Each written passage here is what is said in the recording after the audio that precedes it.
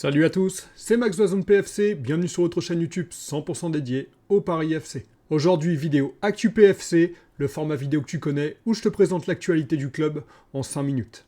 Mais avant que la vidéo ne commence, n'hésite pas à t'abonner à la chaîne si le contenu te plaît et que tu souhaites en apprendre plus sur l'actualité du Paris FC. Mets-moi un petit j'aime pour m'encourager et encourager le référencement, et dis-moi en commentaire laquelle de ces actualités t'intéresse le plus. Ta vidéo Actu PFC, c'est maintenant.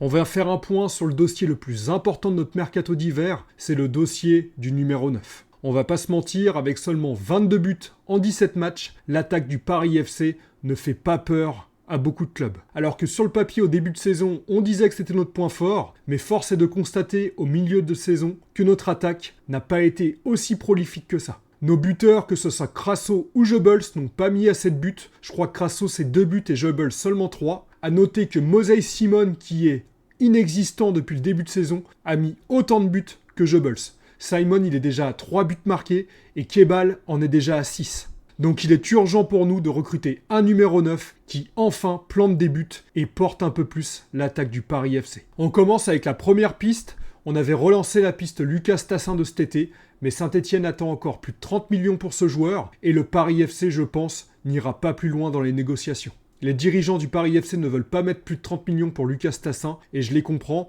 Saint-Etienne se montre un peu trop gourmand, et le Paris FC va devoir se tourner vers une autre piste. Et la deuxième piste qu'on évoquait en ce début de mercato d'hiver, c'était Arnaud Kalimwendo, qui avait mis 17 buts l'année dernière en Ligue 1 avec Rennes. Et Kalimwendo a refusé de venir à Paris, et il va venir à Francfort remplacer Eli Wahi, normalement en partance pour Nice.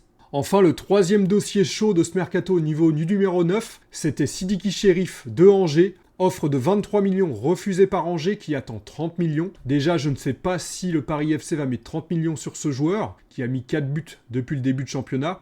Et en plus, Sidiki Cherif a annoncé que sa préférence allait à Crystal Palace, qui est également sur ce joueur. Malgré la puissance financière de la famille Arnaud et de Red Bull, ça va être très dur de convaincre des joueurs de qualité de venir jouer le maintien chez nous. Je croise les doigts pour que la suite du mercato soit un peu plus brillant et qu'on arrive enfin à recruter un neuf de qualité. Le deuxième gros chantier de ce mercato d'hiver, c'est le poste de défenseur central. Quand tu regardes les chiffres en ce début de championnat, ils font vraiment froid dans le dos. Notre équipe du Paris FC a encaissé 31 buts en seulement 17 matchs de championnat, à savoir que du coup on est la deuxième pire défense du championnat au niveau des buts encaissés. Nos dirigeants ont bien vu qu'il y avait un problème à ce niveau-là et ont décidé de recruter un défenseur central solide et d'expérience pour stabiliser notre défense. Et d'après l'équipe, la piste numéro 1 serait du côté de Fulham avec Issa Diop. L'ancien Toulousain de 28 ans, fort d'une expérience en Ligue 1, serait en manque de temps de jeu en Première Ligue et notre équipe du Paris FC voudrait l'attirer parmi nous. C'est peut-être une chance pour récupérer un joueur d'expérience qui connaît bien le championnat, un défenseur solide, qui a de l'expérience de la Ligue 1 et qui a déjà fait ses preuves. Et si le dossier Diop ne va pas jusqu'au bout, le Paris FC aurait un plan B.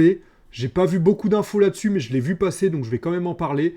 Le plan B serait un défenseur central du Beşiktaş, l'allemand Udo Okai. C'est un défenseur central allemand qui a beaucoup d'expérience, notamment en Bundesliga, et qui, pareil, aurait très peu de temps de jeu cette saison avec le Beşiktaş. Bref, on attend de voir la suite du mercato, mais on devrait voir arriver parmi nous un défenseur central expérimenté qui pourrait nous aider à encaisser moins de buts. Et on reste sur le dossier du défenseur central. C'est une info que tu as certainement vu passer si tu regardes un peu les actualités du club. Le Paris FC aurait sérieusement étudié la piste menant à Sergio Ramos. Libre de tout contrat après son passage au Mexique. Le joueur cherche un nouveau défi en Europe et nos dirigeants ont tenté le coup pour en faire le nouveau patron de notre défense. Alors oui, sur le papier, Sergio Ramos c'est vraiment un gros nom, une expérience inestimable, un leadership et un coup de projecteur vraiment très important sur le projet. L'Espagnol, lui, a décliné l'offre presque instantanément. Il cherche un projet meilleur sportivement. Et on va pas se mentir, jouer le maintien en Ligue 1,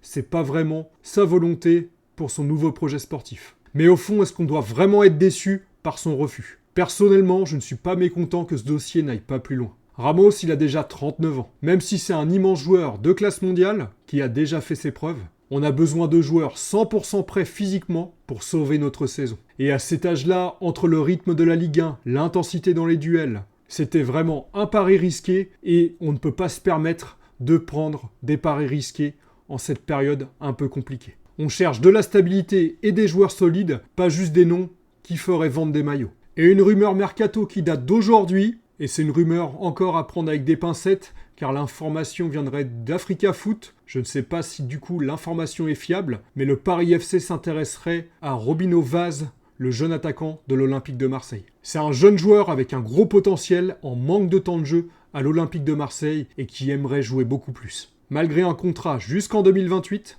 le courant ne passerait plus vraiment avec Roberto De Zerbi qui l'aurait même taclé publiquement ce week-end. Pour le Paris FC, l'opportunité de marché est très bonne. On lui promettrait une place de titulaire ou au moins un temps de jeu beaucoup plus important que le temps de jeu qu'il a à l'Olympique de Marseille, sachant que c'est un jeune joueur mais qui a un gros potentiel et qui a déjà pas mal staté alors qu'il a seulement que 18 ans. En 14 matchs de championnat, donc 3 où il a été titulaire, il a déjà mis 4 buts et délivré 2 passes décisives.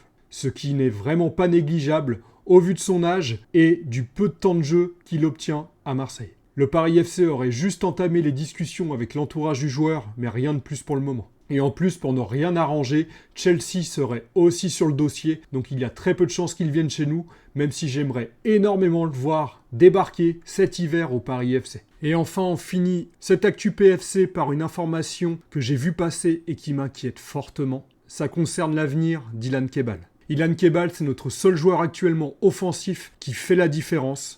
Avec 6 buts et 4 passes D, il est précieux et vital pour la survie de notre équipe dans ce championnat. Mais voilà, ses performances XXL en Ligue 1 ont vraiment intéressé certains clubs qui pourraient lui proposer de les rejoindre cet hiver. En France, a priori, c'est l'OM qui serait très intéressé par Ilan Kebal, et Ilan Kebal d'ailleurs a jamais caché son envie de jouer un jour sous les couleurs de l'Olympique de Marseille. Mais selon le journaliste Ekrem Konour, donc je ne sais pas si c'est un journaliste qui est très fiable, je le connais pas. 3 clubs de première ligue seraient prêts à passer à l'offensive dès cet hiver pour le recruter. Il s'agit de Sunderland, Fulham et surtout Crystal Palace qui jouent l'Europe cette saison. Le pire dans tout ça, c'est que ces clubs, a priori, n'auraient aucun mal à poser 20 à 25 millions d'euros sur la table pour pouvoir le recruter. Alors oui, financièrement, ça serait un excellent coup pour le Paris FC, au vu du prix qu'a coûté Kebal pour son recrutement. Mais c'est seulement financièrement que ça serait un bon coup, car sportivement, ça serait vraiment une catastrophe pour notre équipe.